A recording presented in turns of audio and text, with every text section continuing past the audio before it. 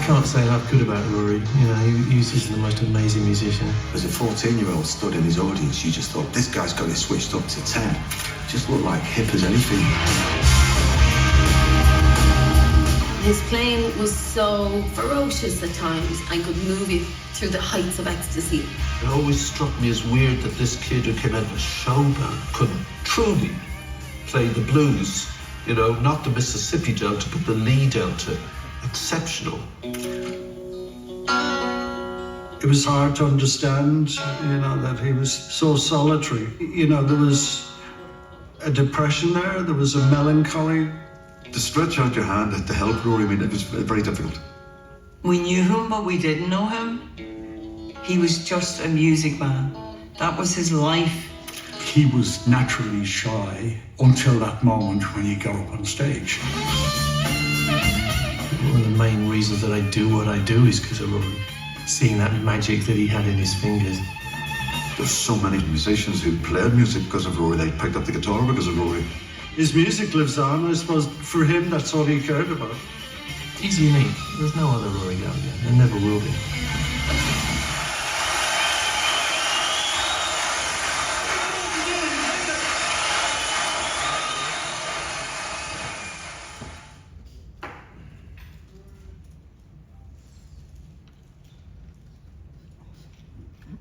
So, ladies and gentlemen, of course, this Monday evening on RTE television here in Ireland and to follow on BBC, the Jarek Productions documentary, the new documentary, Calling Card.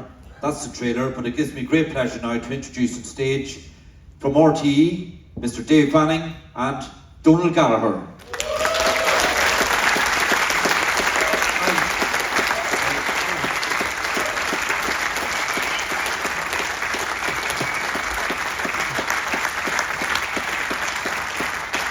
Good afternoon, everybody. You're all very welcome. Let's just jump straight in. Donal, everybody here knows an awful lot about Rory Gallagher.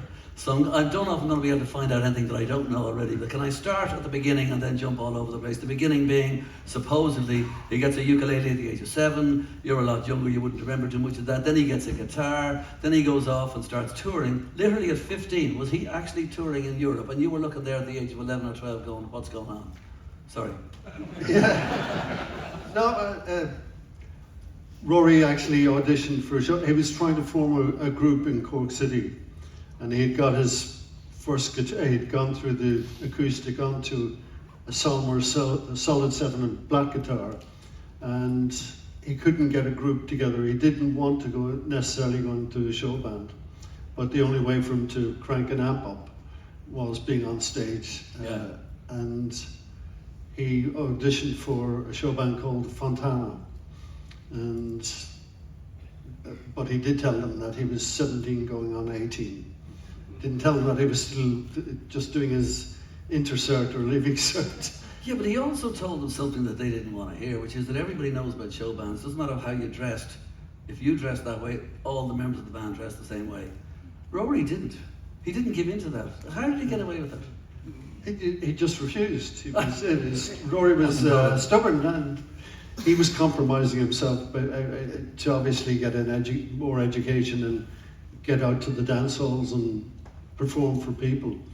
But so in effect what he did is he got into the show band, and it wasn't long before he transformed them, and they changed the name to Impact.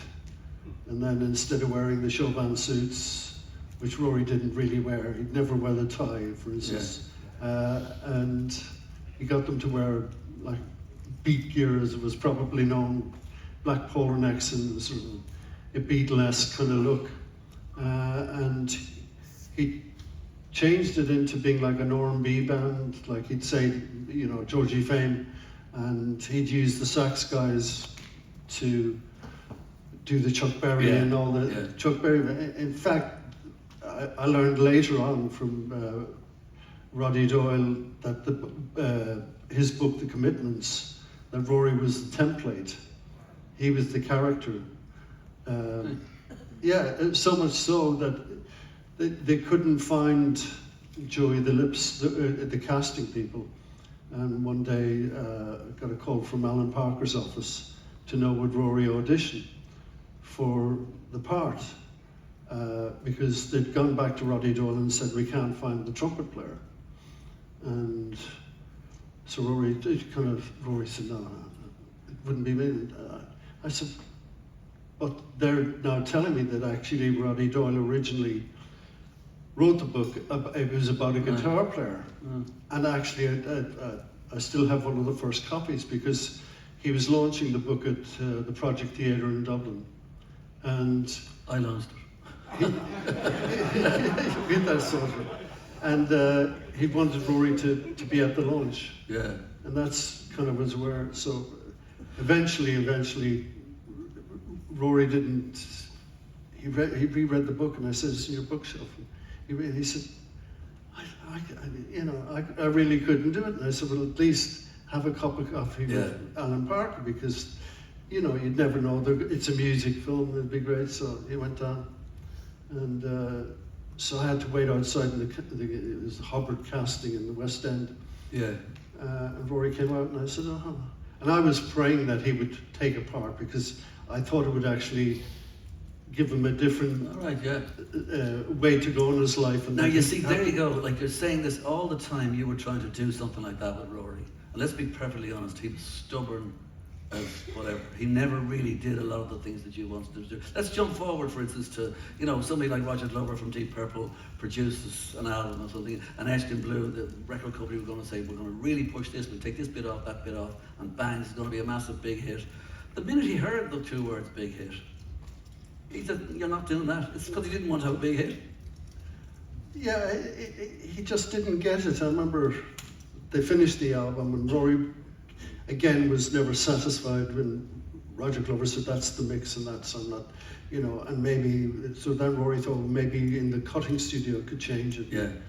They cut the record, and then the next thing is I got a phone call to say, you're going on a plane to Los Angeles to Kendon Recorders to cut the album in that studio.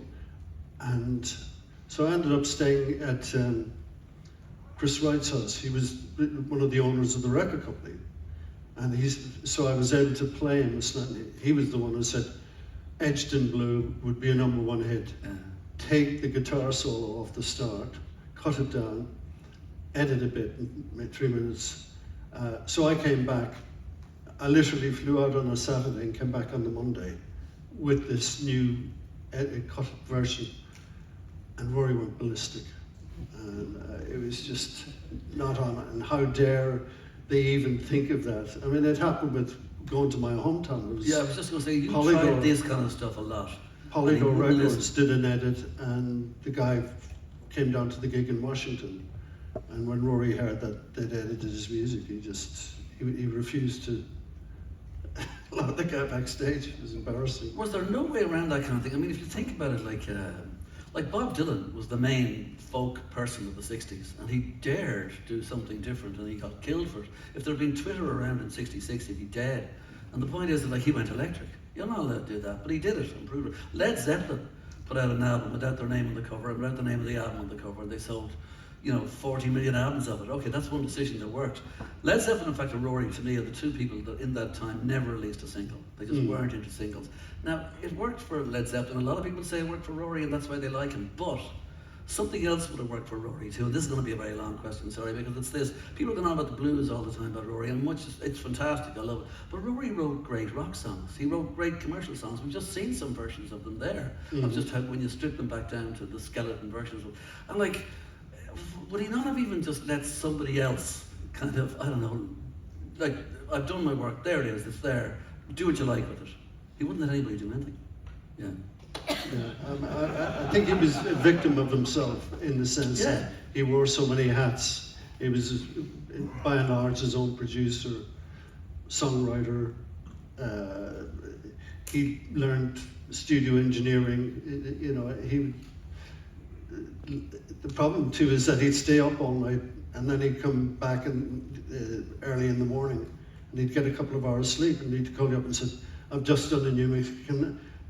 And then he was listening to the music, but he was still half asleep. It was, it's too fast. And I'll go back in tonight, and you're kind of going, Rory, take a break, like calm down. There's no rush. But he was a dynamo. But like, I mean, when you just mentioned that, the Asian Blue thing, I mean, one of the points about that is he didn't want it to have no passion, as he would call it. And yet, when he brought out an album, he had overdubs and all that stuff on it. He did cheat or whatever, like, you know what I mean? He did do stuff that he thought that Roger Glover shouldn't have done. But with all that kind of idea, like, there's very different, like, Led Zeppelin, just to get back to it, they did a reggae song, how dare they? You know, and it worked. You know what I mean? The Rolling Stones in '78 did disco, for God's sake, and it worked. Their biggest selling album was Some Girls, and you know, all that stuff. So would he not just have, U2 went and did Octown Baby, and they took all the dance stuff and did something they weren't, but like the essence of U2 was still there, the essence of the Stones was still there. We and I would say, Rory, don't worry, it's going to be fine. You know, you can do the blues and do what you like and all the rest of it. But let's just do something with these great songs of yours instead of you being so stubborn leaving them in a box. Well, I'd say to him, Rory, when we were kids, I said you were listening to Eddie Cochran, Ricky Nelson, you know, Hello Mary Lou, James Burton, with the brilliant guitar solo on it. And I was going, like, if you think about what you listen to and what turns you on to, this is how it works. But at the same time, then he'd counter the argument and say, well, look what My Old Man's a Dustman. Well, it was a big hit for Lonnie Donegan. Yeah. He left My Ding-a-ling for Chuck Berry. Yeah, you know, I mean, but again, there's always a counter argument. I became great friends with Lonnie Donegan. I was up and doing in the BBC with an interview because I did Lonnie's last album, and the guy said to him, you know, why did you do My Old? And he said, go and ask Bob Dylan why he did Froggy Winter Courtin'. Yeah. You know, I mean, there's always an argument with musicians. Yeah, a full Christmas album too. Actually, funny thing is, one of the times you annoyed Rory most of all was a Lonnie Donegan one, when you gave him a Christmas present, and you shouldn't have done that, you shouldn't have done that. Yeah. Tell me about the story. Oh, it was coming up, playing the Royal Albert Hall on, it was the 22nd or 23rd of December, and we'd been out on tour, and I always try to get Rory a present of some kind, or something, you know, because he was a different kind of guy to get a present for. So, and the drummer got a new drum kit, and the agent who came down with the drum kit, Promuco, had set it up, and I was chatting to the guy and getting him a drink, and I said, oh, do you play yourself? And he said, yeah, I play with Lonnie Donegan. And I said, Lonnie Donegan? Where is he? We haven't heard for years from Lonnie Donegan. He said, actually, he's out in Brentford. He's here at present. And I said, oh God, do you think he'd come to the gig tonight? And the guy put a 6p coin, this is how long ago it was, put the sixpence in the payphone backstage, dialed the number and said, you talk to him. And I was talking to Lonnie Donegan. I said, oh, we're at the Albert Hall tonight, sorry Lonnie. And I know short nose, Rory is such a big fan. He said, oh, I know who Rory is, and it's great, he keeps plugging me. And so he said, okay, I'll come. So Lonnie turned up and he said, as long as you've somebody waiting back, like to bring me back. Yeah. And I said, okay, gate 7 or whatever the backstage door was. And Lonnie turned up in a tuxedo, because it was the Royal Albert Hall. Because actually this was the first rock concert. Yeah, they banned them for a bunch of They years. banned rock, and they allowed, Rory was the first artist they allowed back in. Yeah. And so actually that night, Lonnie got introduced to Chrysalis Records, and that's where the Comeback album came from. So I said to Lonnie, look, this is a surprise for Rory, and if you don't mind, I'm putting you in a different dressing room. So, and he said, well, I'm not going on stage unless I get an announcement. I can't walk out and introduce Rory. You have to go out. So I had to go out and introduce Lonnie Donegan. Sorry. And I gave it a build up. And then Lonnie came on and said some wonderful words on Rory. And then I was trying to find Rory, and Rory was over on the side, almost getting sick. I said, what's wrong, Rory? He said, never, ever. I said, that's your Christmas present. He said, never ever get me a present like that again. He said, he's my hero. What are you doing to me? He was so nervous. It took him 5-10 minutes before he could compose himself. Normally Rory was on stage like a shot. Do you know, the stuff you mentioned, just to stay with Donal for a second, it's not my own man's a dustman, it's the skiffle kind of sound, is it? I mean, like, you know, like when you think about Rory mastered the electric guitar, the acoustic guitar, the slide, the regular stuff, the harmonica, the banjo, the dulcimer, the mandolin, was he always banging away on some instrument, always getting more proficient? Well, I remember reading a lovely quote from a writer in Cork for the Evening Echo, and he said, the one thing about Rory Gallagher, he'd get music out of a string vest. Yeah, he would actually. That's quite true. Listen, I'll tell you what I want to do. Like, I'm going to go back to some. I just want to look at some either anecdotes or apocryphal stories, famous ones. And I know you've probably talked about these 1,000 times, but I know that much, and I'd like to know more. Let's just start with one. Yeah, okay. Let's start with having trouble doing an album. He's in. In fact, he saw like a pretty famous gig to see. He was there at a gig in the Winterland in San Francisco, and the Sex Pistols were playing. They were doing their tour. And it was a disaster from the word go. Every gig was a disaster. They were falling apart and they were absolutely useless and terrible.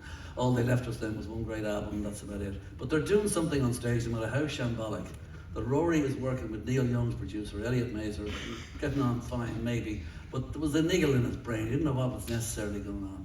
And then he saw the Sex Pistols and he said, "Feck it, that's what I'm missing." And he literally went off, told Mazer to get lost in the nicest possible way. He did write liner notes later on to say how great Rory was, so it's cool. But anyway, point is that they got on okay. He decided that he needed to get some raw whatever back of the thing. He sacks a member of the band, or sorry, he leaves one behind, goes off to Germany, makes a whole new album. Is that 100% true? That he just couldn't stick to somebody else's idea to make him something that he didn't want to be, and he went back to the rawness of it? Was supposed to finish the next album or something?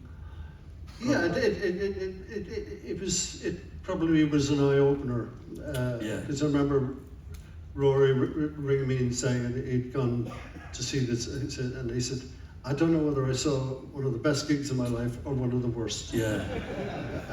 He said, he said the audience were booing them off. Yeah. He said, but actually, it's the rawness, it's the garage. Yeah. It's and.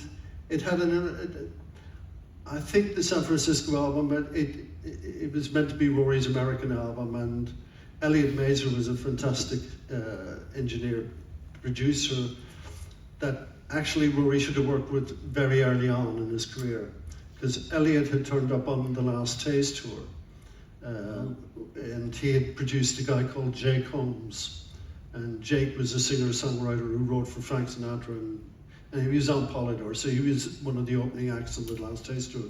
And this guy, Elliot, saw Rory and went, "I've got to get you over to the States, to Nashville," because Elliot had put the area code 615 together. Oh, yeah. And so he knew all the musicians in Nashville. And actually, Rory was contractually tied down because of Taste and couldn't take Elliot up on the offer. And then Elliot went off and did the Harvest album with Neil Young. He co-produced, so that kind of a sound or a softness. And actually, listening to Chantel earlier, and you can hear the early strains of the earlier songs. Right. It would have been a very interesting combination. It should have worked in San Francisco, but it just. I think Rory, it just became top heavy for Rory, and he just wanted to get back to the cutting 3-piece. Yeah. Okay, like the two biggest stories or the whatever, obviously, I'm going to give the Jimi Hendrix just for a moment, right? You know what I'm going to say here. I mean, is there a connection between South Africa and the Isle of Wight and Jimi Hendrix saying that Rory is the greatest guitarist in the world? Well, the Jimi Hendrix quote, no one can verify that or whatever, but for me, the first time I read that statement was a South African disc jockey who had a web and apparently was friends with Hendrix. Yeah. So people keep asking me, is it true? Is it true? And I kind of go, well, I remember meeting Hendrix when he came to see Taste, either by chance or whatever. That was with Eric and Norman in the early days. And oddly enough, we'd just done a bill. He'd played the Saturday and Taste were on the Sunday at Woburn Abbey. Yeah. And Rory had become friends with Tim Rose. And Tim Rose had hit a hit with Morning Dew, quite a big hit. And so his follow-up song was Hey Joe. So anyway, Tim had turned up as well. And Rory had Tim on jamming. And Hendrix came into the back of the room. And Tim tore off the guitar and said, sorry, I've a bone to pick with this guy. He's stolen my song. Because his version was at 43 and Hendrix is just overtaken it by it. And Rory nudged me and said, go down and make sure he doesn't put a finger on Jimmy. He said, that's the last thing I want to have happen. So I had to go down and sort of slow Tim down before he but Hendrix had spotted that there was some danger in the room and that this guy was coming toward him. And Hendrix, of course, your man forgot he was like a paratrooper, he'd been in the military. Yeah. And he went, Tim Rose, man, and just smothered him completely. And he couldn't move. And Tim was cursing me because he had a few whiskeys. And I said, Tim, I'm just trying to get a few cokes for the band. And Hendrix turned around and said, hey man, come on, Tim, I want to buy you a drink. And Tim just turned and he said, oh God, I'm a sucker for the drink. Okay, a whiskey. Anybody buys me a whiskey is okay. And he said, and I want 3 cokes for the band as well. So, I'm not sure, but I think where the code sort of then came was that Taste had opened on the Isle of Wight Festival on the Friday night, had been a huge success. There was the early story of the festival. Hendrix was on late on the Saturday. It was a bit of it was 2 in the morning and it all kind of was going wrong. He was unwell. But I mean, Taste got 5 encores that night. So the point about that is, like, maybe Jimmy was a little bit kind of miffed, like, you know, like what's it like in the greatest guitarist in the world? I'll ask bloody Rory Gallagher. It could have been said in a sarcastic way. It could have been, you know. That's cool, though. Well, like, you can see some cocky Germans going, so it was a good, you know, like a bad gig, was the best guitarist, why don't you go and ask Rory Gallagher? And it's like, you know. Okay, well listen, since we're on apocryphal or truth, the big one is the Stones in some ways, because I knew about this, I mean, like that what do you call it, Isle of Wight. When I remember listening to Kid Jensen at night on the radio, and like he'd come back from the Isle of Wight, and to hear something like that, it's just weird, like, you know, you just didn't get that kind of thing. To hear somebody raving about an Irish band, I mean, honestly, the pride, it just was fantastic. And he played a track and everything. He said Rory Gallagher's name and all this kind of thing, and said the rest of the band. It was just brilliant. Like, it was just a really big thing, that Isle of Wight thing. I presume it was pretty big in your world too, wasn't it? Well, no, it wasn't, because the sad thing was that the band were on shaky ground. Rory wanted to change the manager and get rid of the manager, and he wanted John and Richard, he wanted to keep the band, but they'd been sort of seduced by the manager who was going to get them Rolls Royces and mortgages, and Rory's going to go, this guy isn't paying anyway. Taste were now quite huge in Europe, and the band, I was the road manager, we were still playing through the PA system Rory had inherited from the show band, and I'm playing big venues. Well, were you road managing at that stage? Yeah. And you were manager as well? No, I wasn't manager. No, Rory had it was a management, and from Belfast, and the guy was Eddie he was quite a clever guy, but you managed Atomic Rooster at that time, didn't you? No, after I lost my job at Taste because the band split up. Oh, right. Rory there was no money because he had a small bit in reserve, but he wasn't getting any royalties, he wasn't getting anything. And so I had to go and his find work. ripped all his money off, didn't they? Yeah, so somebody said to me, there's a job going with Atomic Rooster, would you go out with Atomic Rooster? And I was going, I'll do anything, because Rory was waiting to get his situation resolved with the management and record company. So I went from going for this lovely three-piece band, Vox AC30, a bass stack, a drum kit, and to a band that had a Hammond organ, 2 Leslies. The guy the guitar player, Can was his name, had 4 stacks, and Rick Parnell was the drummer. He had a double drum kit. And in particular, Vince Crane. Yeah, and they had one big truck that you had to drive, and the band had a section in that, and they were smoking all the time. So the fact that if you were stopped, you were bust. Yeah, I mean, it's just, and. It was a good learning curve for you in the same way as the show bands was for Rory. Oh yeah, when you had to do, the Lacarna ballroom was 3 floors up, Yeah. carrying a Hammond up the stairs, and yeah, you come back all is forgiven. Okay, when you're talking about the limousines, you got to get the story right here, because I didn't know there was so much detail with the Rolling Stones. I mean, that Rolling Stones thing was big, and it was real, and it was huge, and there was no, it wasn't, I thought it was just, he was there for half an hour, and he just played a few songs and was gone. We're talking a few days here. Well, a lot of the time we're trying to get Keith out of bed, and also Keith was not getting on with Mick. They hated each other, and it was a bad time for his drugs and his life and all the rest. But you go over to, the phone call comes through, you're in Cork. Tell me about the phone call. Rory's in bed. Yeah, well, you're talking the end of 74 into 75. And They were looking for a Mick Taylor replacement. But it was also the background being in Ireland. The Troubles were on, and it was a period of time where there were a lot of kidnappings of people if they were prominent, and ransom money and stuff like that. So not that you felt Rory was immune, but you always had to be careful. So the phone rang at 12:30 at night. So the only time the phone would ring at 12:30 if somebody had died, and you kind of answer the phone, and this guy said, "Can I speak to Rory?" And I said, "Sorry, have you got the right number?" And he said, "Oh, this is the number I was given." And I said, "Oh, I know who you mean, but he's not here right now." And I was making all this kind of defensive situation. Find out more, who are you, what you want.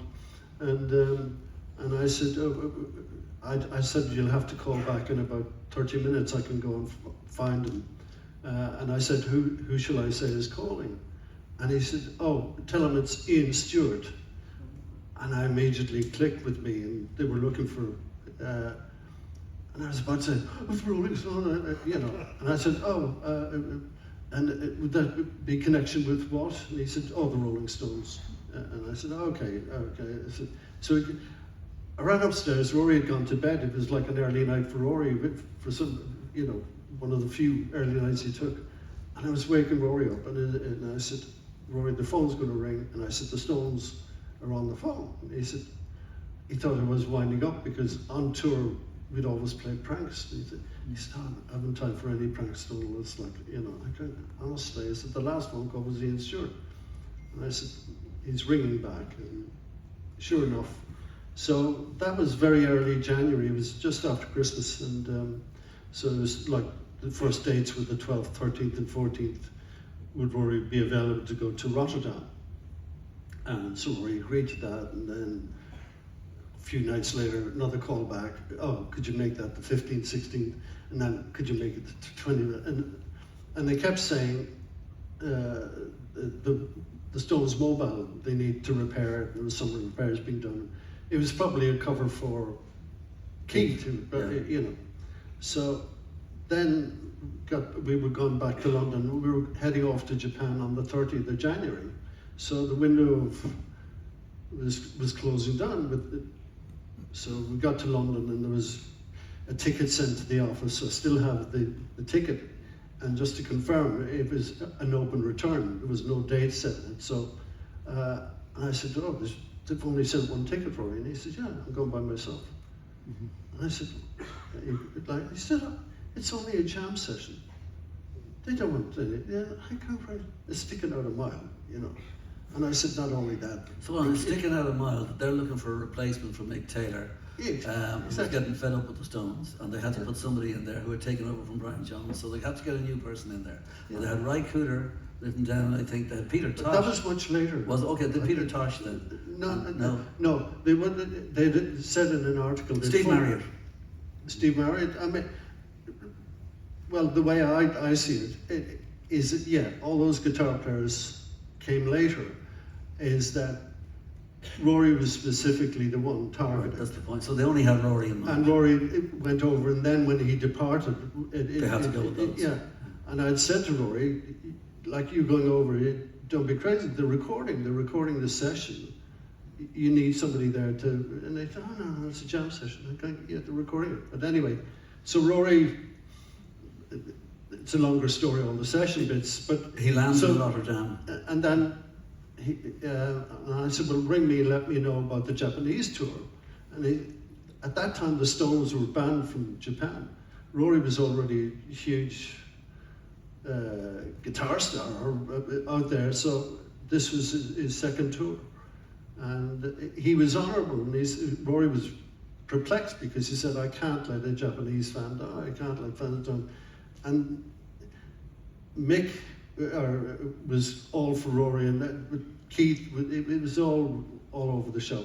So Rory just, Mick said, would you go up? Keith wants to talk to you. And Rory went up to Keith's room. Keith's door was wide open. He was comatose in the bed. And Rory went back, stayed up all night, went back every half hour to see when Keith would wake up. And then Rory just decided, it's not for me, packed his bag. And I got a phone call to say, I'll be at Heathrow Airport. Rory wasn't going to make the flight. I had put the band on a flight to Japan, so I had to change flights, and I waited for Rory, and we flew on a later flight. And I was going, Rory, what's happened? And then Rory said, I'm so tired, I'll fall asleep. And I was on the plane going, you know. But basically, he just, I don't know. He said, oh, if they really want me, they can come after me. But that's the days before text messages. And, you know, you'd have to write a letter and wait 3 weeks. And did he do a few sessions with the Stones? No, later on, Mick Jagger wanted Rory on his solo albums. Went to New York and do it. And Jagger himself calls to the airport in Rotterdam to collect him, yeah. And he was looking for the cheapest taxi, is that true? Well, that's what it was a bitter winter's night, and the flight, and so Rory, who, you know, I wanted to carry the guitar case and the amp. It was a little Fender Champ and the Strat he'd gone over with, and an overnight bag just to get that in, and arrived off the plane, and it said Mick himself was at the airport, which was very nice and great. Yeah. Went up and down the taxi line negotiating the best fare to Hilversum. So no stretch limo. Yeah, right, indeed. Okay, just a couple of other people, I suppose. Johnny Marr from the Smiths. Did Johnny Marr actually get in touch and say, like as though, you know, he was cold turkey, he needed to touch that guitar? Is that really true that he goes down, it's just 5 minutes and he stays 10 hours? Yeah, I bless him. He's a lovely man. Actually, Rory, this was after Rory had died, so you know, it was a bit solitary and lonely. But I was working on loads of stuff, and I was driving back to Ireland, and I was actually going through the toll booth in Wales, and the mobile rang. It was Johnny Marr, and he got, and I'm going through the toll booth right now. Anyway, he said, "Oh, is there any chance to actually hold Rory's guitar and the Strat and see it sometime?" And I said, of course, yeah, every chance, Johnny, you know, when are you thinking? I said, could it come tomorrow? And I went, oh, I hadn't heard. And I said, oh, you want to come tomorrow then? Okay. I said, I headed back up to London. I was so pleased that, you know. But he also did a thing, didn't he have all pictures of Rory's guitar out somewhere, even before the Smiths maybe? He was so obsessed with all this that he blowtorched his own guitar and the whole thing went on fire and he ruined it. All these stories, they're true, aren't they? Well, that's the one he tells in Ghost Blues, that documentary. Yeah, he tells that in Ghost Blues about being at school. And what about Brian May as well? Because I know that were Queen kind of starting off when Taste were doing good, and then Brian May came along with Freddie once and had introduced this as our new singer and all this kind of stuff. Yeah, well, it was just the period of time with Taste and Rory and us. We lived in a bedsit in Earl's Court, Phil Beach Gardens to be precise. It was like a crescent. So, and lots of bands, because there was lots of bedsits. So you'd see a single wheelbase transit or a double wheelbase transit. So guys who had double wheelbase had a few bob probably. Yeah. So you'd say hello to that were musicians. So, and then one day I was just sitting into the van, Taste van. This guy knocked on the door, and he said, "Oh, are you with the band Taste?" And I said, "Yeah, I'm the road manager." And he said, "Oh, playing the marquee. Is there any chance if we come down?" And himself and Roger Taylor. And he said, "Is there any chance if we come down, we could get to meet Rory backstage?" And I said, "Oh, sure." Because the marquee had a policy that just cleared the venue out. And so anyway, sure enough, they turned up, and he was such a gentleman. I'd said to Rory that these guys were, and Rory said, "Sure, yeah." So I brought them backstage and left them to chat, and that's the story about the AC. It's in that documentary that's on Monday about how he got his sound. So then, a few days afterwards, I met Brian again in the street, but his band was called Smile. Yeah. You know, so they had the double wheelbase drums, so they were kind of grand, and Smile was it.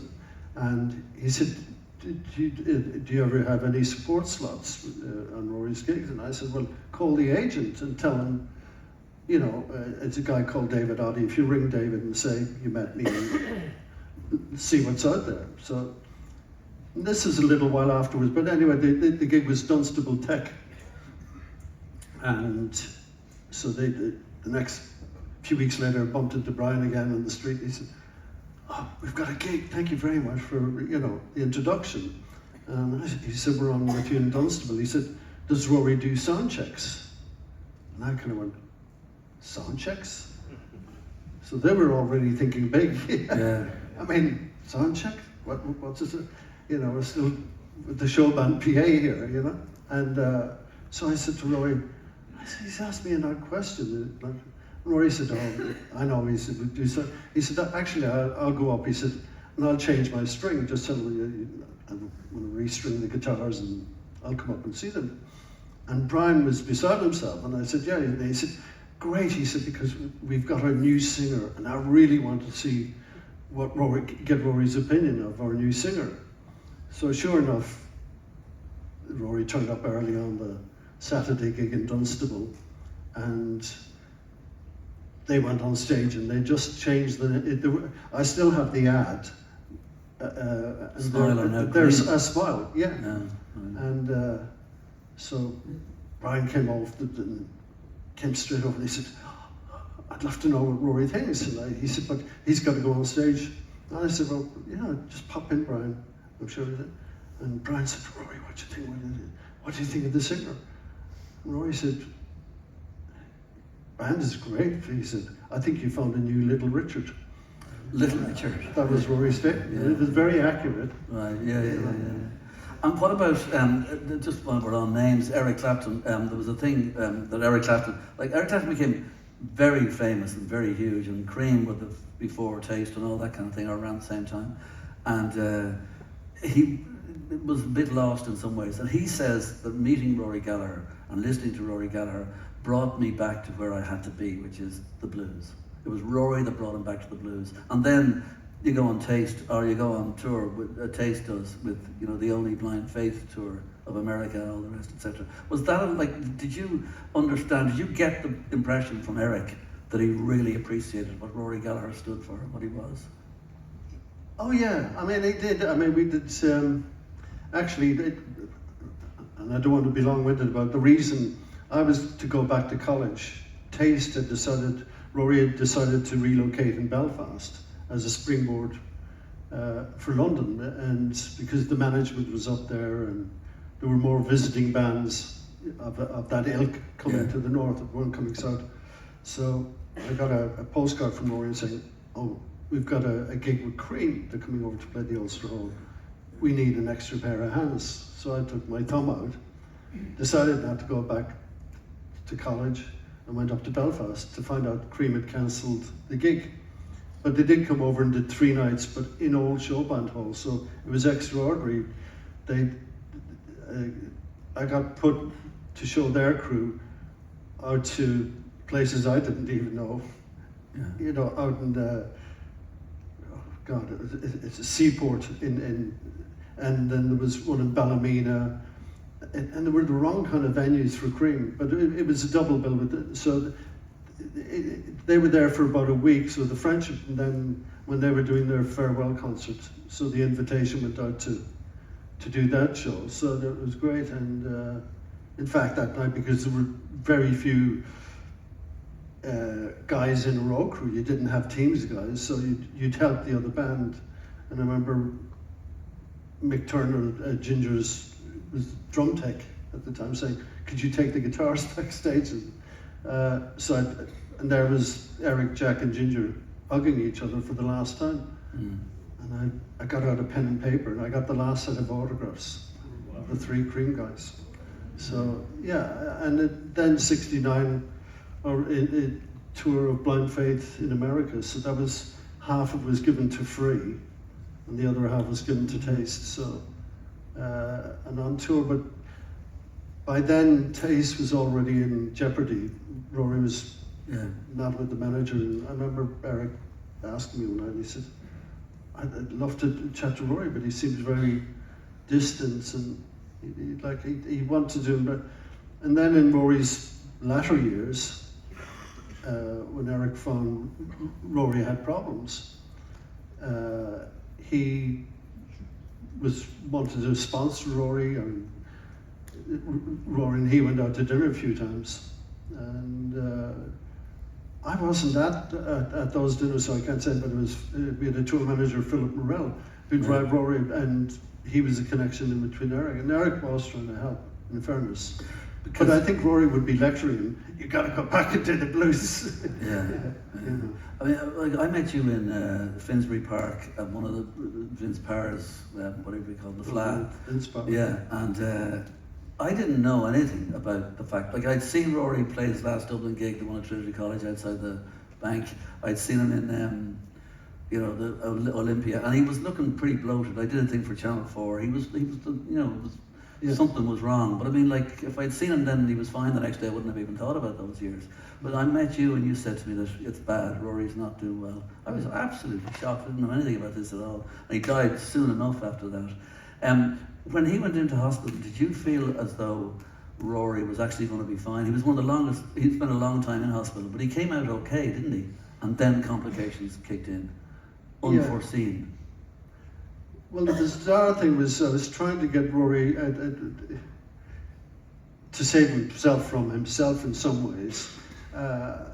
Initially in 91, at the end of 1990 into 91, kind of engineered Rory into a clinic, and then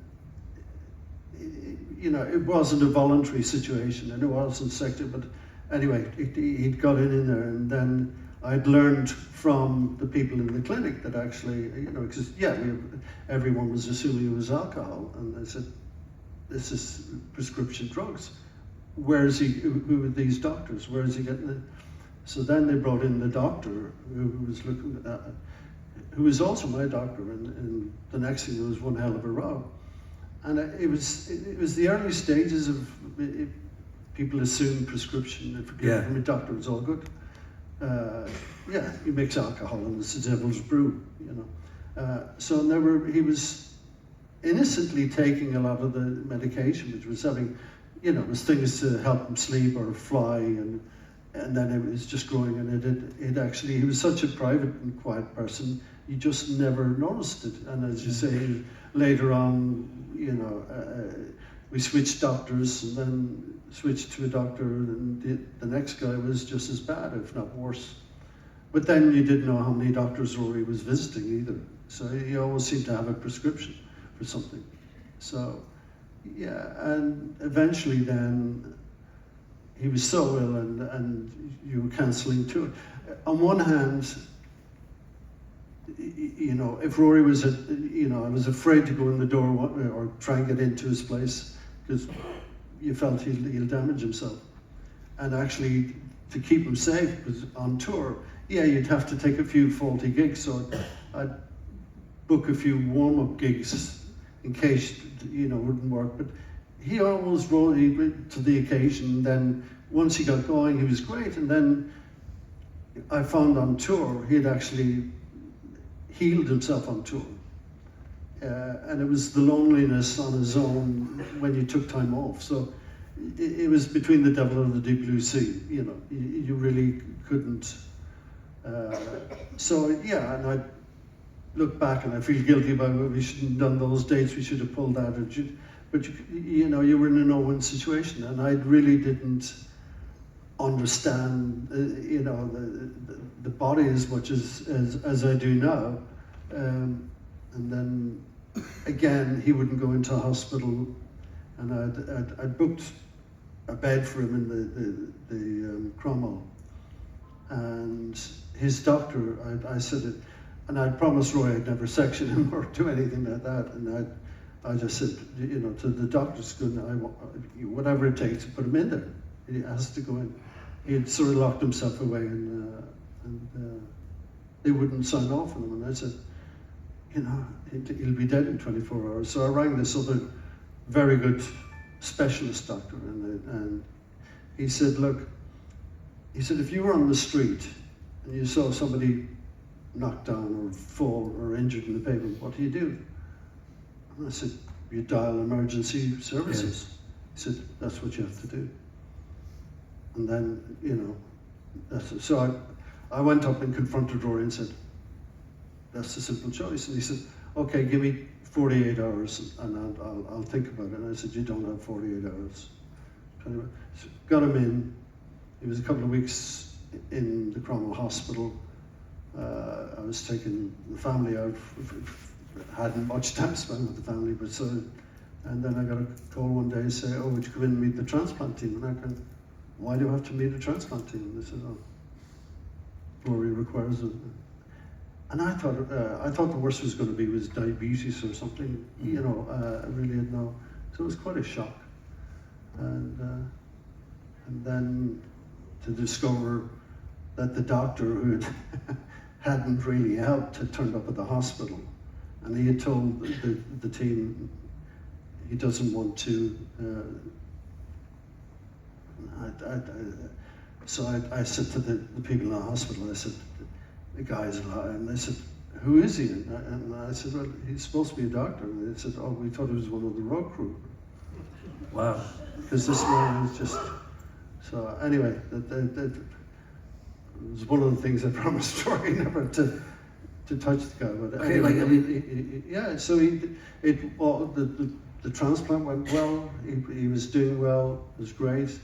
And then the transplant team said, well, you can get an ambulance, take him back to the Cromwell again, and he'll be fine, he'll be closer to you, and that, you know, and I booked an ambulance to remove him the next day, that he was healing well and all was gone, and they said, oh, we need to hang on to him another few days, he's picked up a bit of a bug in the hospital. Yeah, that was it. Yeah, there you go. Sorry, that's a bit too... No, that's, I mean, like, didn't mean to go off all that his slide. life, I mean, like, nobody knew Rory better than you did. And yet you've said before, you've never had a really kind of heart-to-heart as such, you know, like, but it just wasn't done maybe in those days, that kind of thing. But I mean, you also feel you didn't really know him at all. So was Rory sad? Was he a sad bloke a lot of his life? Yeah, he had a melancholy, you know what I mean? And also if you surround yourself with the blues, you know, it's like osmosis, you bring the whole thing into your life. I mean, you know, if not only that, if you're lyric writing in a blues idiom, you know. As John Lee Hooker said, you never get out of the blues alive. I mean, you're compounding, you know, but at the end of the day, that's what he was. He was a blues man, and he lived and died the blues. Funny, you mentioned like songs. I mean, would I be reading too much into a song if I sort of quoted a line or something? Like, for instance, even like Philby, which I wouldn't mind talking about. Like we said, the stranger in my soul, I'm disconnected, but I don't need pity. Could I read something into a lot of his songs and say, geez, he was trying to tell us something? I mean, not like kind of David Bowie's last album or something, and then he dies 2 days later, but something like that. Like that, there's maybe a bit more in the song lyrics than I might have ever thought. Yeah, on reflection, he wore his heart on his sleeve. I mean, did you ever see him write? Did he go off into a quiet place to write, or on tour? And did you see him writing songs and coming up with songs? Yeah, because you could never, you'd ask him about songs and you'd kind of say, like Edged in Blue, which to me is one of the saddest songs he could write. And I said, but Rory, it's a fast song, and it's the one I'm surrounded to sing. And he said, yeah, but he said that's a songwriter's, not a trick, but basically, he said it's such a sad song, and I sped it up. Yeah. Because otherwise it'll be too mournful. So, and then what's fascinating then to hear the likes of Chantel, who did wonderful verses of Rory's music, and I was saying to her afterwards, like, I'll admit you're gone. I mean, it's a heartbreaker song, but then you like, I'm not surprised when she played that, and I was going, I took a whole new different meaning into the song. So but that's the art of songwriting, and then particularly an interpretation by somebody else, you hear something new or different in it, And like, okay, just a few last bits of what I mentioned, which is like that album, by the way, San Francisco thing. Didn't you bring that out and do like the one that we supposedly never heard, even though some bits probably did come up in full and finish, did they? Well, what occurred, that was sort of confined to the vaults, and when Daniel, my son, who's here tonight, got involved. Now, again, the gene that bypassed me from the dad and the music and whatever, it certainly ended up in Dan and his ability to play. And he hears a lot of difference in it. And he's so well read on Rory's interviews, read every interview and the whole thing. And he said, would you mind if get people to go in the studio and look at this album? And he said, I think I know what Rory wouldn't have been happy about and what. And I said, good luck to you. Yeah. I mean, just to have another generation revisit something, and I thought, well, it's as close as you can get in terms of somebody understanding the guitar work, keyboards. Yeah. And it was a youth factor as well. I thought, so that's, and what he turned the album around, and I actually, when he played it to me then, it was entirely different, and I thought, I could live with that. Was Rory superstitious? I know he was religious, or he had his religion, but was he superstitious? Like, how, like, he was able to fly all over the world, and then suddenly, did he get a fear of flying many years later?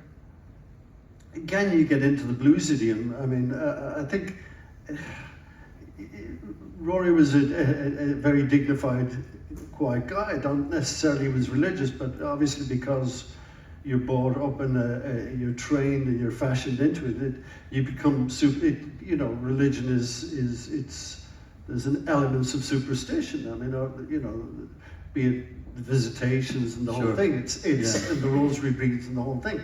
It takes you a long time to separate fact from fiction. So, because he was living in a completely different world but he was just a decent human being. He was, socialist, and he was just a very honourable person. So, but a lot of you grew up with, Irish families, and there were card playing and fortune telling and reading tea leaves in a cup, and so there's a lot of that in Rory's songs, all that very early going to the fairgrounds, tattooed ladies about when we'd go to the fairground in Cork, and so the gypsy lady, the tattooed lady, and but he was always seeing the parallels with blues music and kind of Irish traditions and superstitions, you know. So that element always came out. And just one or two last bits. When he had keyboards, when he brought keyboards in, and like, was that like something, I need my sound fleshed up, I want something different here, and he knew what he was doing all along. That was entirely him. Every decision with an album was his. Well, initially, you're talking about Blueprint and Lou Martin period, yeah. Donal with the Everglade stuff. Yeah, Rory thought it'd be nice to have a little bit of keyboards, but not full on. But actually, he was looking for somebody, a keyboard player, who could also play a bit of rhythm guitar. And Lou had been in Killing Floor with Rod Diath, so we knew him well. And Rod said to Rory, "Well, Lou can play a bit of guitar." So next thing I found out, Rory is on an Italian tour with 4-piece, and he had a Horner pianette, and then basically Rory kind of thought, well, Lou's guitar playing, no, it doesn't work. But actually, I like the idea of the keyboards stretching it out. So it grew, and that's thus the title of the album, Blueprint. This was a new, you know, way, a departure from the 3-piece into the 4-piece. What do you think finally that he would think of this? Ballyshannon every year, like 30 years since the death now, next year too, I'm sure there'll be some... He'd be embarrassed. Yeah. I mean, he'd be so pleased to bits. I mean, he wouldn't believe it himself, because I remember Rory always wanted to come back to Ballyshannon and play a gig, and it was the Ballyshannon Folk Festival, and Martin Carthy and people like that, and Rory. Yeah. So anyway, the closest gig we could get was Sligo. And so we went down and played a venue in Sligo, and then took the day off the next day, and my mother came up from Cork, and we met my mother, and we came on into Ballyshannon and to have a look around. And you know, I wasn't born in Ballyshannon, I was born in Derry, so I didn't know Ballyshannon and such. So, but anyway, it was about 6 in the evening, and over in the port side, we went into one of the bars to have a drink in the evening, and sat down quietly in the corner. My mother, Rory, myself, and I went up and ordered some drinks. And I saw these guys looking strangely over it. And the next thing, one of the guys came down from the bar, and he walked over and he said, "Is it yourself, Mona Gallagher?" Perfect. Is this the boy? And Rory got such a kick in it. I remember him saying to me, and he saw the poster on the wall for the folk festival, he said, "God," he said, "if they'd only asked me, I'd love to play that. I'd play that for free," you know. Yeah. And I was telling Barry O'Neill that later on. So, you know. And when he was touring, just like in terms of other stuff besides music, I know there was nothing else besides music for Rory, because that's all he ever wanted, to be on stage playing. That's what it was all about. The bit of like the Dashiell Hammett stuff and the kind of the hard-boiled detectives of American fiction and that, did he really got a kick off all that? Did he liked reading those books? Oh yeah, I mean he just absorbed all that. He kind of Patricia Highsmith and people like that, and I think I remember him going to Purple Noon with Alan Dillon, which was the original. That was his favourite actor, wasn't it? Alan Dillon. One of his favourite actors, yeah. And that was the original Talented Mr. Ripley. Yeah. That was and it was subtitled, and of course, as a kid, I used to hate subtitle. I mean, Rory, why are we going to the subtitle movie, you know? And no, but he'd absorbed all that crime world, and I suppose it was also a source for his writing, but that was his level of entertainment. I remember one of the disappointing things is he went to, Patricia Highsmith was doing a book signing, and he queued up, but she never turned up. So, I mean, he was that at one point amongst the few business idea, and he said, "Don't," because I was saying, "Oh, you could do this." Rory was, you know, just stick to the music. And he said, "But okay, if you want to start a weekly magazine on crime," he said, "like, there is no magazine for crime writing." So he said, that I'd be up the for. biggest thing in podcasts. Okay, listen, finally, I want to get back to just one last thing, which is where I started, which is you and what you try to do with Rory all the time. And I think I'm looking for, were you frustrated? I mean, I'll give you an example again, like for instance, somebody like, you know, there was the new wave of British heavy metal, 78, 79 direction, around the same time that Taste were already established, and a lot of people wanted to throw Taste in with that, and it mightn't have been a bad thing. It was a train that was rolling, and who knows where it might have gone, even though Rory would have had no interest in it. But one of the biggest bands to come out of that was Def Leppard. And they decided, okay, we'll sell our soul. We'll let them do what they want, this record company. They bring in Mutt Lange, a big producer. They make it go to Beavis and Butthead and all in the middle of America, and we're going to sell some albums. And you can do what you like with our music, even though we're whatever. And they previewed it up, Eurovisioned it up in some ways, with all due respect. They brought out Hysteria, and it sells 10 million plus. Then they brought out Pyromania, and it sells 10 million plus. I think the only band around who brought out like 2 full albums of, you know, new material that did like whatever. I'm not saying it worked. Okay, so from your point of view as manager, you know, like it's like, oh God, Rory, would you just look? You know, it's fine. Leave all that stuff. You've done that. It's great. It's the blues. You've done your song. Can I just take it over to this guy? You must have been just very frustrating. All you'd hear of bands nick Rory's riffs, the heavy metal bands, and because he never gets credited. And from even the early days of seeing the support act was Earth, which later became Black Sabbath. Yeah. And Tommy Iommi, I made them. The singer was a shy guy, and he wouldn't talk to anybody. But it's so the origins. You know, there's a lot of Taste riffs in Black Sabbath. You know, more recently, AC/DC are doing their final gig in Dublin.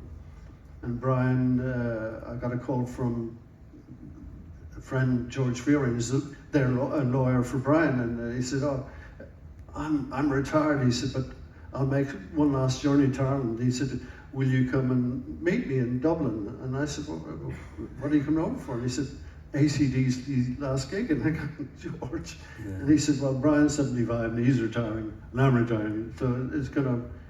And then there's an article in the Irish Times about AC/DC and saying how, for Brian at any rate, and the guys, that Rory was the hero, you know.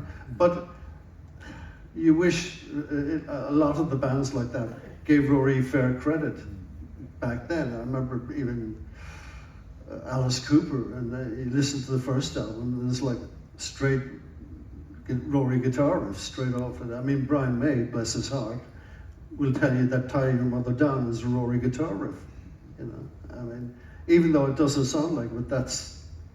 Yeah, but he does get like the kudos big time. I mean, look at all this. Look at these weekends here. Look at the same weekends in Athens and all that. And one of the things about all that is the fact that the new media, YouTube is good for Rory, isn't it?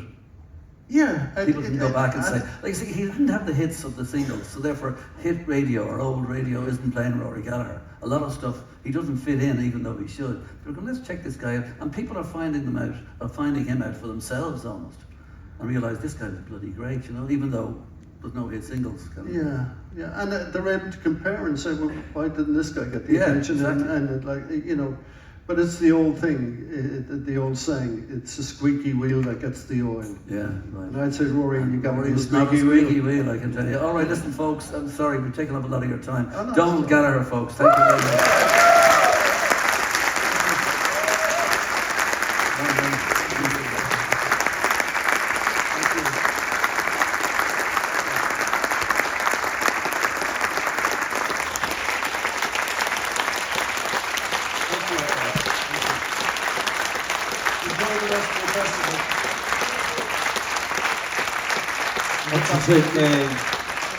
Before you go, I want to thank Dave Fanning for being here, and all you. You can sit down just for another little minute. Donal, and thank you, Dave, for that. It was absolutely brilliant. Thanks, Barry. And thank you for being here. On behalf of everyone here in Ballyshannon, obviously Rory's legacy has meant a lot to everybody who comes here every year. But from day one, 22 years ago, when I spoke to Donal, he's been a great friend to what we do here, a great supporter, Daniel, Owen, and all the family. I think we've honoured Rory very well over the years, from the festival to the statue. But tonight I'm going to ask Dave Fanning to join me to present Donal with our Rory Gallagher Festival Hall of Fame. It's the only one we'll ever do, and it's for you, Donal.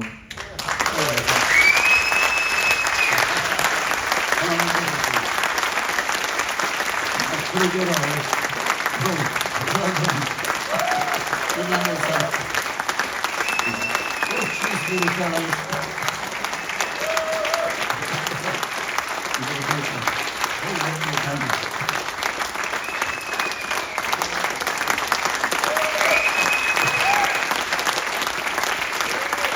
I'm sharing this with you guys. And beyond my monthly piece, but I think about it, all Rory fans, every time I look at it, and Ballyshannon. Thank you so much. Thank you. Thank you. Thank you. Thanks, guys.